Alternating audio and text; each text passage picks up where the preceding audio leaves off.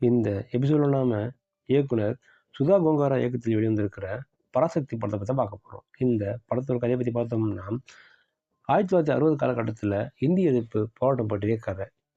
புறநானூறு என்ற பெயரில் மாணவர் புரட்சி பணி நடத்தி வரும் சிவகார்த்திகேயன் இந்தி திணிப்புக்கு எதிராக போராட்டங்களை முன்னெடுத்து வராரு. அப்படி ஒரு போராட்டத்தின் போது ஒரு ரயிலை வழிமறித்து சிவகார்த்திகேயன் தலைமையிலான குழுவினர் எதிர்க்கிறாங்க.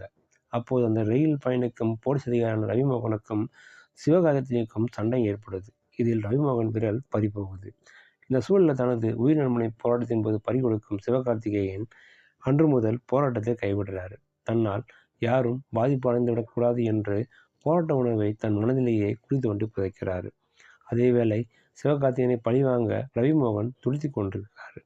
சில ஆண்டுகள் கடந்து போக சிவகார்த்திகேயன் தம்பி அதர்வாவும் இந்தி திணிப்புக்கு எதிரான போராட்டத்தில் உதிக்கிறாரு.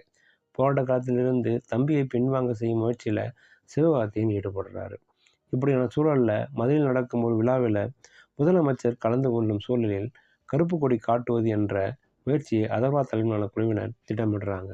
அதே வேளையில் இந்தி தெரியாத காரணத்தால் மத்திய அரசின் வேலை பறிபோக அதிர்ச்சியில் சிவகார்த்திகேயனும் அங்கே வந்து சேர்றாரு. போராட்டத்தை தடுத்து நிறுத்த ரவிமோகனும் அங்கு விரைகிறாரு. அதன் பிறகு என்ன ஆனது? போராட்டம் திட்டமிட்டபடி நடந்ததா? சிவகார்த்திகேயன் ரவிமோகன் சந்தித்தாரா? இதான் அந்த படத்தோட மீதி கதை. புரட்சி ஒரு பக்கம், யதார்த்தம் மறுபக்கம் என இருவேறு பரிமாணங்களில் சிவகார்த்திகேயன் கலக்கியிருக்கிறான்னு சொல்லலாம். இதுவரை காதல், காமெடியில் கலக்கி வந்த சிவகார்த்திகேயன் முதல் முறையாக புரட்சி போராட்டம் என்ற பாதையில் பயணித்திருக்கிறாரு. சாட்டையடி வசனங்களும் பேசி கவனிக்க வச்சிருக்காருன்னு சொல்லலாம். ஹீரோவாக பார்த்து பழக்கப்பட்ட ரவிமோகன் முதல் முறையாக வில்லனாக வெளுத்து கட்டியிருக்காருன்னு சொல்லலாம். பார்வையிலேயே கொலைவெறியை காட்டுறாரு. தமிழ் சினிமாவுக்கு மிரட்டலான வில்லன் தயார்னு சொல்லலாம். புரட்சி புயலாக அதர்வா கலக்கிறாரு. ஆக்ஷன் காட்சியிலும் சிறப்பு சேர்க்கிறாரு. அழகு பதுமையாக ஸ்ரீலீலா நடிப்பிலும் கோஷித்திருக்கிறாங்க. தமிழ் சினிமாவில் திறமையான கதாநாயகி தயார்னு சொல்லலாம். போயா போய் என்று அவர் சொல்லுவது அழகு. இதர நடிகைகள் அத்தனை பேரும் கொடுத்த கதாபாத்திரத்திற்கு சிறப்பு சேர்த்திருக்காங்கன்னு சொல்லலாம். ரவிகே சந்திரன் ஒளிப்பதிவு 1960 காலகட்டத்திற்கு நம்மை அழைத்து செல்லுது. ஜிவி பிரகாஷின் இசை படத்திற்கு பலம் சேர்த்திருக்குன்னு சொல்லலாம். பின்னணி இசையும் பிரமாதம்.